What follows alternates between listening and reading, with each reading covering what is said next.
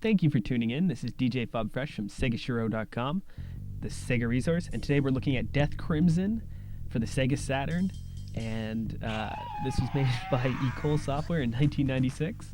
If you hear me laughing right now, it's because this is largely considered the worst, most terrible game on the Sega Saturn by far, and it does a lot to earn that reputation.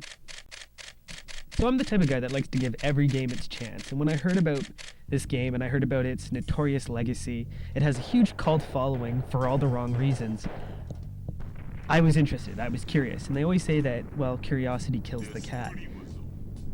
So I went out of my way, bought this title, and I was shocked when I put it into my Saturn. Now before this game, I used to think that arcade light gun shooters were a lot like pizza. You know, there's no piece of pizza that's so terrible that you won't actually eat it. Likewise, I thought there was no shooter that was so bad that you would just want to turn it off. Now, this game actually made me commit a cardinal sin with a light gun game, which is I actually stopped playing it with my light gun and switched to a controller. And there were reasons for that. Reason one being the hit detection in this game is so terrible that you're constantly missing shots, you constantly don't know where you're aiming, that I would get farther in the game using the digital pad than I did using the light gun. And I mean, that right there is a sign that this game isn't doing what it's supposed to do. As you can see with the option screens and the targeting position, they're all fairly basic. There's no English, so it makes it a little difficult to navigate, though there aren't very many options to choose from, so I guess you're not missing all that much. Graphically, this game is, well, as you can see here, it's pretty terrible. Characters just pop in and out. As you can see right there, I kind of got screwed into losing a life. And, I mean, the graphics border on being so bad that it's actually quite humorous. And I think that's how this game got its notoriety.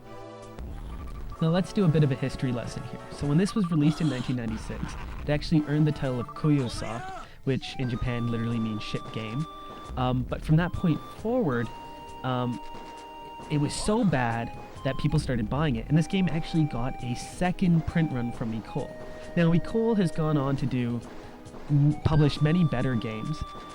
This game actually received 2 sequels, surprisingly. You have Death Crimson 2, which was on the DC, which wasn't too good, and another arcade shooter, Death Crimson OX, which I also believe was ported to the DC, which is apparently pretty good.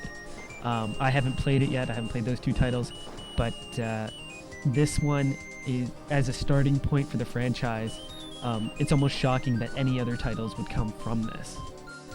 At least in some ways, gamers can take solace in the fact that whatever money was made from this title, Ecole Software went and turned around and probably used it to make the other Death Crimson titles, which improve on this about 1,000 times.